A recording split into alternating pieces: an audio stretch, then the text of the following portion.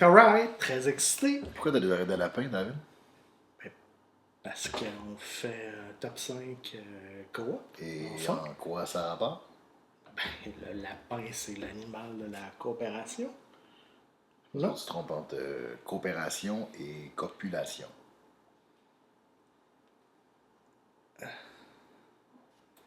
Puis toi, tu fais semblant d'étudier des notes?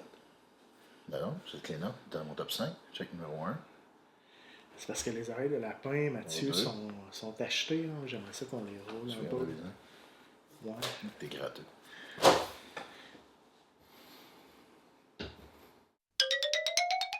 Le bureau du loisir. Salut, belle bande du bureau. Comment allez-vous? Ça va très bien, Mathieu. Moi, ça va très bien aussi, David. Merci de le demander. Alors, aujourd'hui, on se réunit pourquoi, David? Pourquoi on est là? Je suis très excité. On entreprend une nouvelle série de top 5 cette fois-ci. Les top Excitant. 5 coop. Oh, coop. Pourquoi les coops? On adore les coops, Mathieu. Je suis fou de ça. Moi, je sais qu'il y a une certaine dissension dans le milieu du monde du jeu de société à propos des coops. Des gens qui n'aiment pas ça à cause des fameux joueurs alpha. Hein? Ouais. Toi, pourquoi t'aimes ça? Moi, pourquoi j'aime les coops? Ben, parce que pour moi, c'est peut-être ce qui représente le mieux l'appellation jeu de société. Hein? C'est un jeu vraiment qui se joue Je suis avec toi là-dessus. en société. Et je trouve, tu sais, si on veut donner l'exemple d'un monde meilleur, c'est des grandes paroles que je dis aujourd'hui, là, mais faut un peu apprendre à travailler ensemble. Fait que moi, je trouve qu'il y a beaucoup, de pistes de solutions dans les jeux coop, en fait. Puis aussi, quand on réussit à battre un jeu, qui sont souvent très difficiles, les coops, quand on réussit à vaincre le jeu, je trouve qu'il y a une encore plus grande satisfaction de gagner un jeu coop que de gagner une victoire individuelle. Ça, c'est mon humble avis. Dirais-tu, Mathieu, que du jeu coop, on peut passer à aller construire un puits dans un village au Nicaragua? Je pense que oui, peut-être qu'on pogne moins les nerfs. Hein? Je pense à vous, les filles du cégep de Sainte-Foy. On vous regarde. Moi aussi, j'aime beaucoup les jeux coop. Oui, pourquoi toi, David? On l'a déjà révélé un peu, là, mais mon grand coup de cœur de jeunesse, c'était Scotland Yard. Ouais.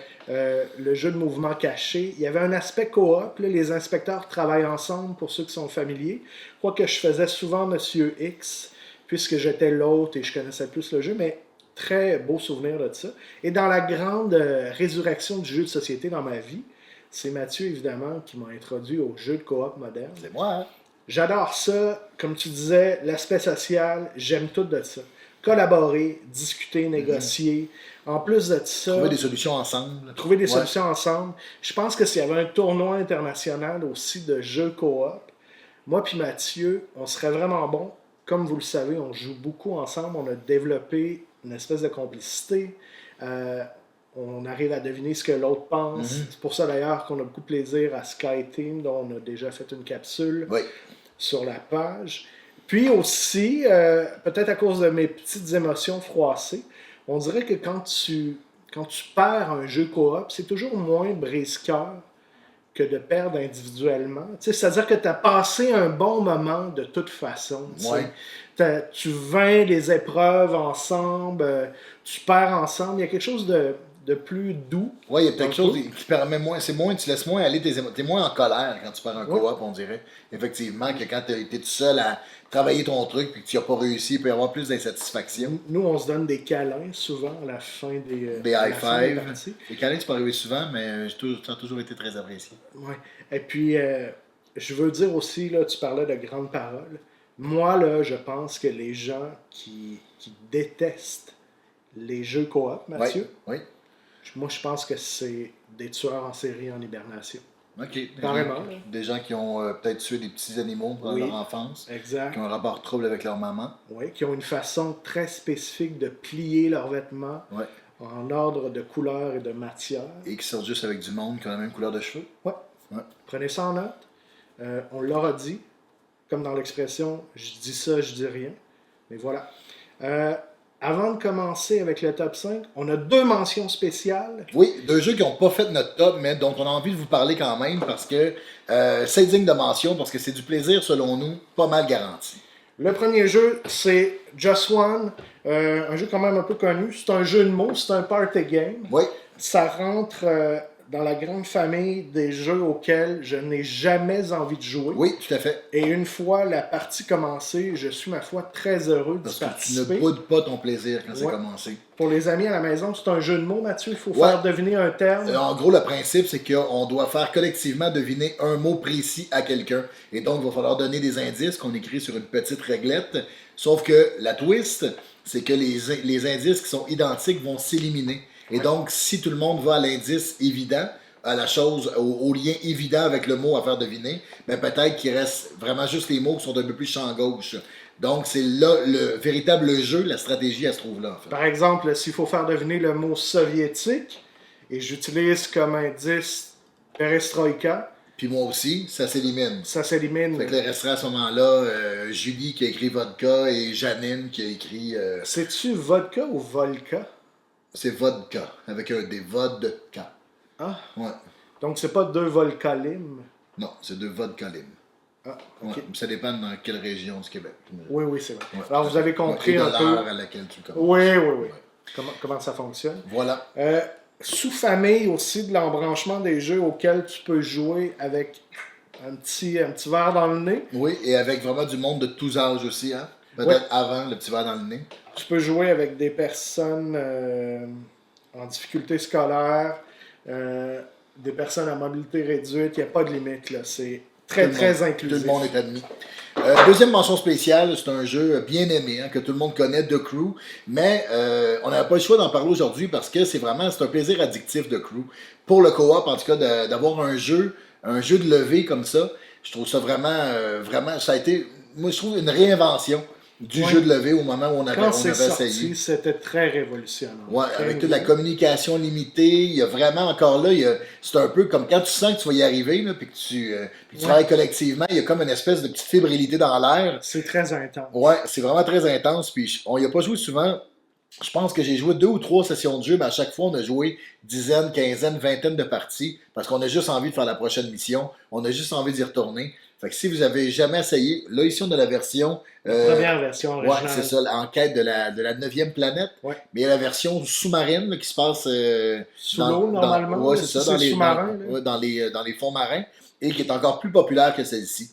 Donc, si vous n'y avez pas Sur joué... BGG. Ouais, c'est ça, effectivement. Il y a un grand moment, je trouve, à The Crew qui est digne de mention. C'est pas toujours facile de passer l'émission. On accumule un peu du ressentiment d'échouer. Et là, quand on réussit en groupe, il y a une espèce de soupape là, qui relâche. Ça, c'est un moment très agréable. On sent là, la cohésion entre les gens, la complicité. Là, c'est vraiment... Très grande satisfaction de réussir, vraiment. Ouais. Alors voilà, ça c'est pour nos 2 mentions spéciales. Oui, On vous rappelle qu'on se lance dans notre top 5 de jeux coop. On commence par les jeux débutants. aujourd'hui, oui, tout à fait. Puis on va décliner ça en 4 vidéos. Ça va culminer, comme avec nos jeux solo, vers le top 5 des jeux coop experts. Et aujourd'hui, c'est le premier de la série. On y va tout de suite avec le numéro 5. Alors, la 5e position, on y va tout de suite avec dynamisme. On dit en coop Les aventures de Robin des Bois de Michael Menzel. Parce que j'avais le cépage, un petit blocage. Mais on félicite David parce qu'il est capable de dire le bon titre, ce qui est très rare quand David parle des jeux de société. J'aurais probablement appelé ça Robin et Batman en forêt. Eh bien, ce n'est pas vrai. Non, on est ici dans les aventures de Robin des Bois. Donc, on vit dans un espèce de livre. Ça va surtout marcher avec un livre, ce jeu-là. On va vivre au fur et à mesure les aventures de Robin des Bois et de sa bande. Dans la forêt de Sherwood, dans la Britannie médiévale. Très bien dit, j'aurais pas pu mieux le dire. L'aspect livre est très important, tu as raison, dans ce jeu-là. C'est un livre-jeu, là. Il y a un très très gros plateau quand même. Ouais, un très grand plateau magnifique. Ouais. Un 6 morceaux. Hein. Souvent, les jeux, c'est 4 plis. Ici, là, ça se déploie. Oui, c'est impressionnant. Très beau. Il y a des petites fenêtres sur le board aussi qu'on peut découvrir, qu'on va... Un petit peu comme un calendrier de l'Avent. Exactement, qu'on va retourner, puis on va lire l'entrée dans le livre correspondante aux chiffres qu'on va retourner. Exactement. Qu'est-ce qu'on fait? Ben, on se déplace dans le jeu. Oui. La façon de se déplacer est très originale. C'est physique. On a des pièces qu'on aligne. Il faut absolument qu'on touche physiquement les fenêtres pour être capable d'aller chercher l'information. Ouais, donc on a une position de départ, on va mettre nos bonhommes qui vont avoir des longueurs différentes. Ouais. Et si on décide de pas prendre notre plus grand morceau, c'est comme si on n'avait pas couru pendant notre tour. Et donc on va rajouter un petit cube qui va comme nous donner de l'énergie pour combattre plus tard. Très thématique. C'est très intelligent quand même, très futé comme petite mécanique. Qu'est-ce qu'on aime dans Robin des Bois? Il y a un petit peu, pas de controverse. On n'a pas un rapport exactement pareil, mais je pense que les deux, on aime ça. Ouais, je pense que tu aimes un petit peu plus ça que moi. Ouais, moi je suis Mais très excité. pourquoi on voulait le mettre en numéro 5 aussi, peut-être avant que tu continues? Ouais. C'est juste que c'est très très simple à prendre en main ce jeu-là. C'est vraiment, pour nous, c'est comme une des meilleures façons de rentrer dans le monde des coops. Exact. Parce qu'on te prend vraiment par la main. Il y a vraiment un tutoriel qui t'apprend le jeu au fur et à mesure des aventures. Donc le jeu va se complexifier en cours de route. Et ça, on pensait que c'était important de le mettre en numéro 5 aujourd'hui. Pour ça. La philosophie un peu de jeu vidéo, hein, comme dans Zelda, il y a comme toute une partie du jeu qui sert à le comprendre, à l'apprendre. Ouais, tu prends ta manette en main, tu sais pas comment jouer, mais là, tu déplies le plateau, tu sais pas comment jouer encore, puis tu vas le savoir dans 5 minutes. D'ailleurs, c'est présenté comme ça. Dès Ouais. la première page, c'est dit « Hey, vous avez juste une page à lire, puis on y va. Ouais. » Ça fait partie des aspects que moi j'aime de ce jeu-là. C'est très dynamique. C'est un des problèmes un petit peu des jeux modernes là, qui sont un peu plus complexes, un peu plus tôt. C'est un peu accablant des fois, on lit des instructions pendant 45 minutes. Ici, c'est pas le cas. La façon de se déplacer aussi, c'est dynamique. Il y a comme une application physique, on mesure, tu sais. C'est particulier, là, on n'est pas juste en train de lancer des dés dans une abstraction totale. On doit réfléchir au chemin qu'on prend pour se rendre à un indice, par exemple. Toi, Mathieu, qu'est-ce que tu apprécies le plus? Ben moi, j'aime beaucoup justement le côté aventure, tu sais, d'avoir des objectifs à compléter. Puis on dirait que le fait de lire aussi des parties d'histoire dans un livre, c'est quelque chose que j'aime beaucoup quand même. Il y a un petit côté enfantin à se faire raconter une histoire au travers du jeu. Donc, il y a vraiment quelque chose que moi j'aime beaucoup là-dedans aussi. Et c'est vraiment sa simplicité. C'est à la fois, moi, des fois, ce que je reproche, je trouve ça un peu facile. C'est un peu sur le... tu sais, pour moi, il y a quelque chose de peut-être trop familial ou enfantin. Fait que le défi est pas... Tu sais, à date, je pense qu'on n'a pas perdu. Hein. On a comme... Non, on est bon, par exemple. Oui, dans le sens que... Mais oui, là. Mais oui, t'as raison. On est des bons joueurs de coop à la longue, mais tu sais, je trouve quand même qu'il y a quelque chose d'un peu facile. Ouais. C'est pour ça que c'est pas un jeu que j'ai envie de ressortir et de ressortir, mais je trouve que c'est vraiment très bien fait. C'est très intelligent de la manière que ça a été pensé. Toutes les petites mécaniques sont vraiment très originales aussi. C'est pour 2 à 4 joueurs, 10 ans et plus. Un 8 ans futé s'en sort très bien, sans aucun doute. Et puis 60 minutes de jeu, c'est assez vrai aussi. Donc, notre numéro 5, Les aventures de Robin des Bois. Notre numéro 4, David, est-ce qu'on dit en coop celui-là aussi? Non, pas du tout. The Shipwreck Arcana de Kevin Bishop. Ça, c'est la dernière fois qu'on fait ça. Kevin Bishop, Mathieu, est-ce que c'est le réalisateur de Clerks et Mallrat? Non, ça c'est Kevin Smith. Et ce n'est pas non plus le gars de Footloose. Ah! Ni de Pigeon d'Argile, pour nommer beaucoup de Kevin qu'on connaît. On apprend des choses à tous les jours au bureau du loisir. Et en passant, là, pour les amis de l'Hexagone, c'est Kevin, ok? C'est pas Kevin. Arrêtez avec Kevin, c'est très lourd. Kevin.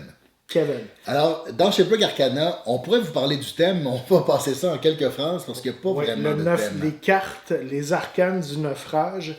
S'il y a un naufrage ici, il n'est que émotionnel. Par exemple, lorsque Cindy décide de vous ghoster sur Tinder, là, ce genre de naufrage. Tout à fait, naufrage émotionnel-là. Mais donc, ici, on est supposément dans une épave, dans un naufrage avec quelques amis au fond de l'eau, peut-être avec quelques armes. Et il va falloir se remonter à la surface en jouant aux cartes. Ils sont magnifiques d'ailleurs, vous allez les voir bientôt. Mais le jeu n'en est pas moins bon pour autant. Je sais que plusieurs d'entre vous aiment les thèmes très très très forts et puissants. Très intégrés. On n'est pas là-dessus ici. Très mathématique. On est sur un beau jeu de déduction logique. Qu'est-ce qu'on fait dans le jeu? On a des petites plaquettes avec des chiffres. Oui. Et à l'aide des cartes qu'on déploie entre les joueurs, on doit décider où on place notre plaquette cachée pour la faire deviner à nos coéquipiers. Ouais. Et sur ces cartes-là, il y a des indices. On va vous donner un exemple, là, on va vous le montrer parce que c'est très particulier. Ouais. Par exemple, on dirait sur une carte, si la somme de vos deux chiffres est plus grande que 11, vous pouvez mettre votre plaquette ici. Ouais, donc là, si je mets un 5 là, ça donne une indication que c'est soit un 6 ou un 7. Au moins, Parce que c'est ça. les possibilités sont de 1 à 7. Et notre but, ça va être de faire des prédictions correctes selon ce que les autres nous donnent comme indice. Exact. Par élimination. Ouais. Comme ça. Puis aussi, d'ailleurs, ce qui est intéressant dans le jeu, Mathieu, Oui. c'est qu'on donne de l'information en plaçant notre tuile à une carte, Oui. et on en donne tout autant en ne la plaçant pas ailleurs. Ouais, exactement, parce C'est- que tout veut dire quelque chose, tout est potentiellement un indice. Exact. Puis quand on joue avec le même groupe, en tout cas, tu sais, j'ai passé des soirées entières à jouer à ce jeu-là avec les deux mêmes personnes, puis à la fin, on devient vraiment bon. C'était pas avec toi, David, mais j'ai joué avec toi aussi quand même. Et donc, on devient vraiment bon, puis tout ce qu'on fait ou ne fait pas donne aussi des indices aux autres. Donc, c'est vraiment, c'est un jeu qui est très, très bien pensé, très, très bien conçu. Il y a sûrement un vrai mot pour ça, là, mais il y a quelque chose avec accumuler de la connaissance au fur et à mesure de la partie. Là. On finit par faire, oui, c'est vrai, lui, il fait ça, tel joueur agit de telle manière, ça s'aide. C'est très particulier, là, c'est un bijou de mécanique de déduction. Ouais, Je vraiment. dirais ça, très précis. Très beau jeu. Notre 4e position de Shipwreck Arcana.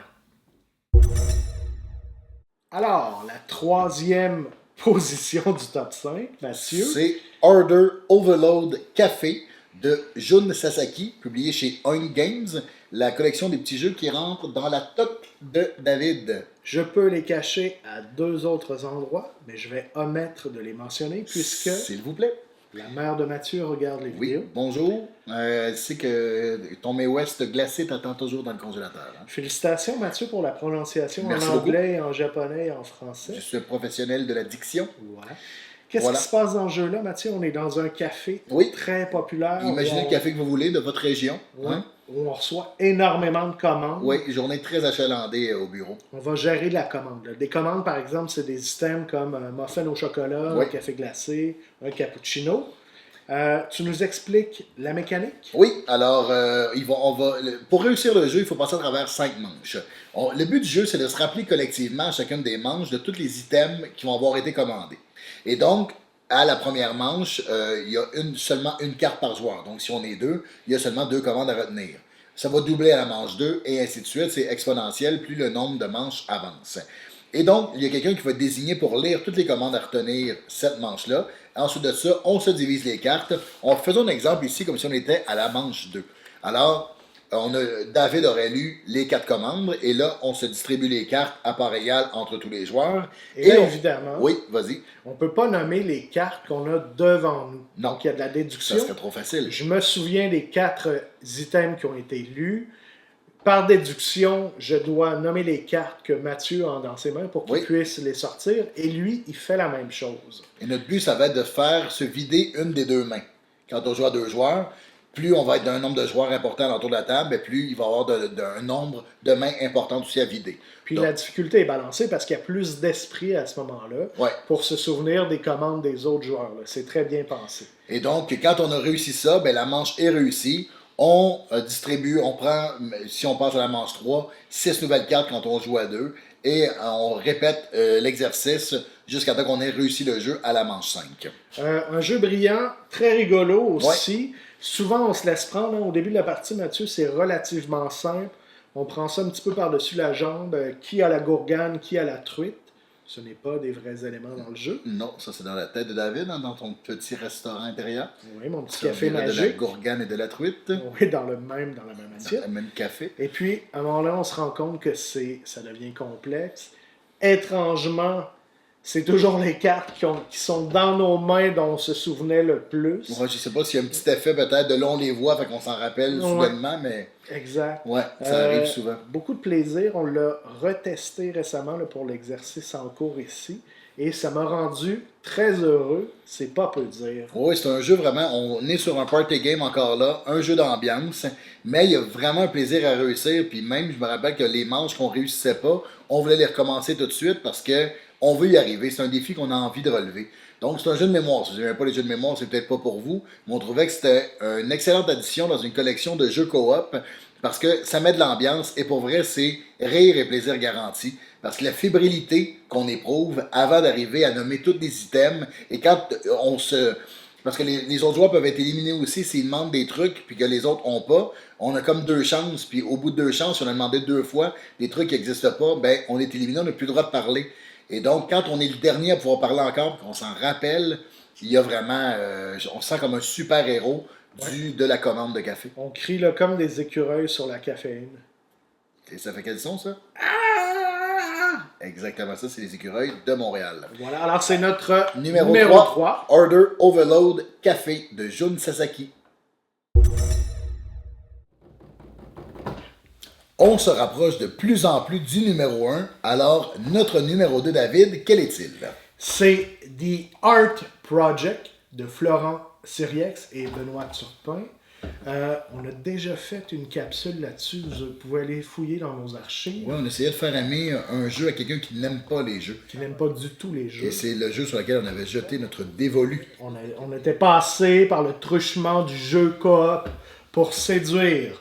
Qu'est-ce qui se passe dans The Art Project? C'est quoi l'ambiance un petit peu, cher Mathieu? Dans The Art Project, en fait, il y a une organisation terroriste qui se spécialise dans le vol et l'échange d'œuvres d'art. Et nous, on joue un espèce de petit groupe de défenseurs de la culture. Oui, de la culture et de l'art en général, qui doit retrouver ces œuvres d'art-là et les ramener au musée, aux galeries ou aux collections privées à laquelle elles appartiennent. Voilà. Et donc, notre but, ça va être d'accumuler, je pense, selon le niveau de difficulté, mais je pense quelque chose comme 6 œuvres d'art pour gagner le jeu.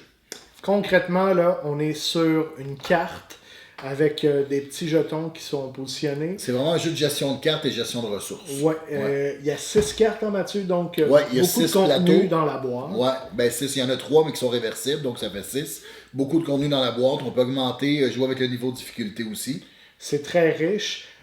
Tu nous expliques un petit peu la mécanique. Là, tu dis qu'on est dans la gestion de ressources. Ouais, gestion de cartes, gestion de ressources. Parce c'est que full coop. Là. Ouais, tout à fait. Fait que chacun des joueurs va devoir, à chaque début de tour, va devoir piocher 2 cartes et choisir une de ces 2 cartes-là. Il y en a une qu'on va défausser et l'autre, on va appliquer tous ses effets. Mais en fait, ce que les cartes font, principalement, c'est nous donner de la ressource. Les ressources sont collectives dans ce jeu-là, donc il va falloir arriver à gérer collectivement les ressources. Qui gagne, qui perd quoi, qui consomme quoi. Et chaque carte, en fait, a des on va toujours acquérir de nouvelles ressources, mais on va aussi toujours perdre des ressources. Donc, il faut vraiment avoir le bon timing de qu'est-ce qu'on sacrifie quand.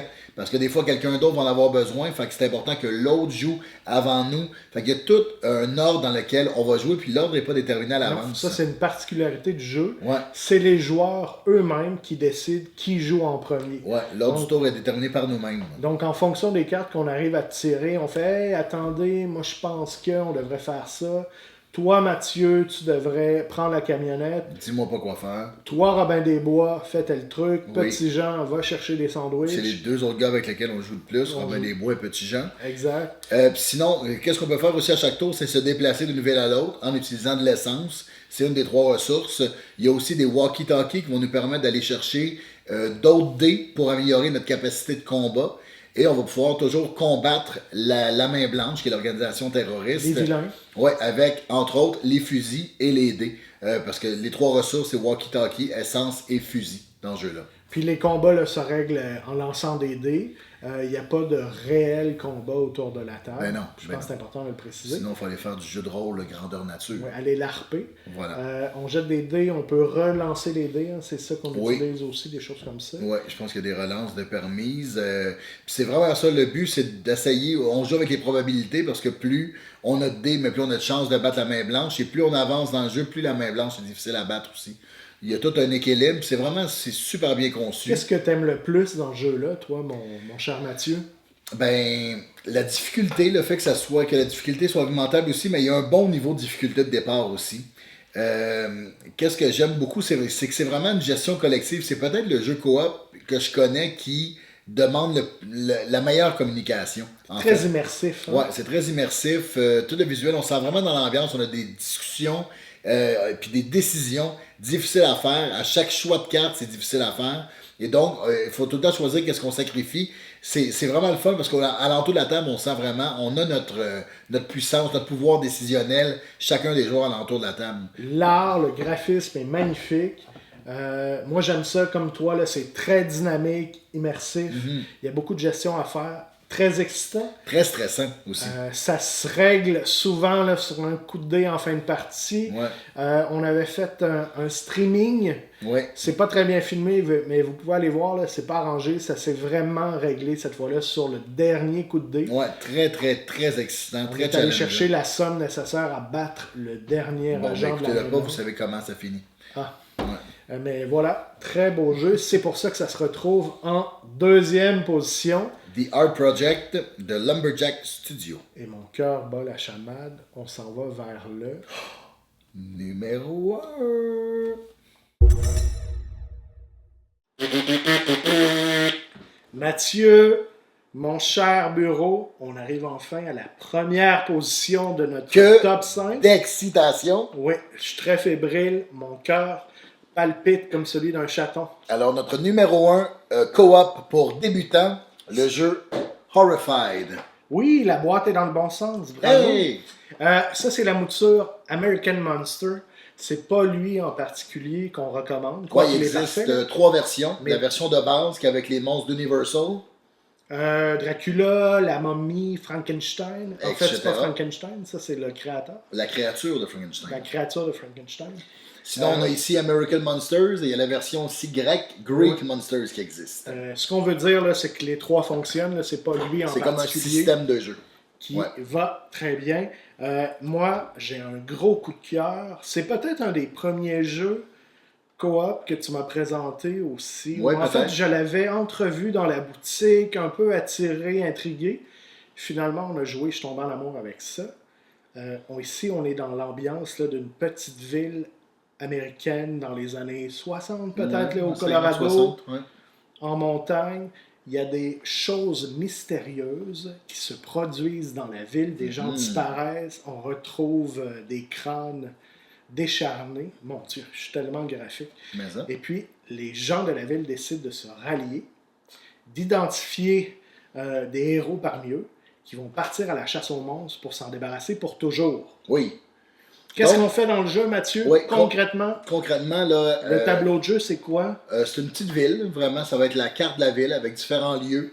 Ok. Puis on va se promener d'un lieu à l'autre pour essayer de ramasser des items, pour être capable de remplir certaines conditions pour battre les monstres, pour les défaire. Par exemple, Dracula, on doit trouver ses 4 cercueils. Ouais. Et pour trouver ces 4 cercueils, il faut amener 3 objets rouges dans 4 lieux différents. Par exemple, fait que notre but, ça va être, on a des personnages qui ont des pouvoirs spéciaux, des habiletés spéciales.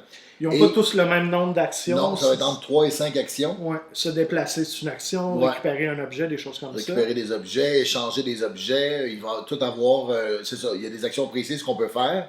Et le but, ça va vraiment être de remplir les conditions pour être capable de battre les monstres. Dans ce jeu-là, ce qui est bien, c'est que pour une partie de base, on affronte 2 monstres, mais on peut augmenter le niveau de difficulté. 3 monstres, aller jusqu'à 4 monstres, je pense. ça. Et les monstres sont Ouais. tous asymétriques, c'est-à-dire que Une vraie belle asymétrie. Là. les conditions à réunir pour les défaire ne sont pas les mêmes. Non, Jamais. ça va appeler un système de jeu différent même. D'où la Ouais. variété là, qui est induite par cette caractéristique-là. Ouais. Quoi Pourquoi t'aimes ça, Horrified, toi, David? Moi, je trouve que c'est un jeu très dynamique. C'est tactile. On déplace des petites figurines de monstres, des petits personnages, on ramasse des objets. C'est full On coop. sauve des villageois. Oui, Parce qu'il faut jamais aussi, je l'ai pas dit, mais il faut jamais que le marqueur de terreur, le Ouais. niveau de terreur de la ville augmente au-delà d'un certain seuil. sinon les gens sont terrifiés, sortent plus, l'économie, Et la partie est perdue. la partie est perdue. Il y a de la gestion autour de la table, on discute. On espère que la carte monstre ne sorte pas trop tôt dans la séquence. Très différent à chaque fois.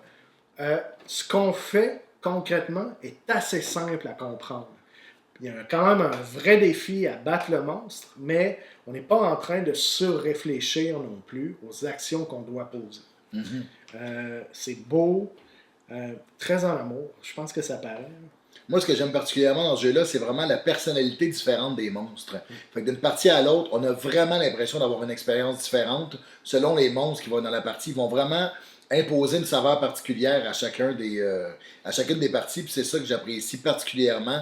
La simplicité aussi de ce jeu-là, simple à comprendre. Ensuite de ça, réaliser tous les défis, gagner sur une autre paire de manches. Donc, c'est simple à comprendre et difficile à maîtriser. C'est un cliché, mais on est là-dedans ici, je trouve quand même. Là. Autre petit détail sympathique, on peut jouer jusqu'à 5 joueurs. Donc, ça permet d'inclure plus de personnes C'est un jeu qui dans joue en solo l'activité. aussi. Ouais. C'est 10 ans et plus. Ça peut prendre peut-être 1 heure et demie au moins de jouer une partie. Autre bel avantage, là, très prosaïque.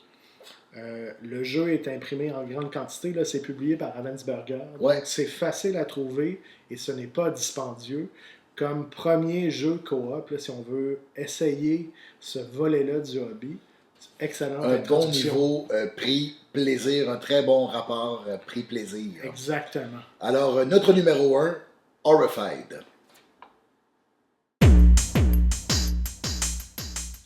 Oh! Quel beau voyage, David. J'espère que vous êtes monté dans la caravelle avec nous pour traverser l'océan.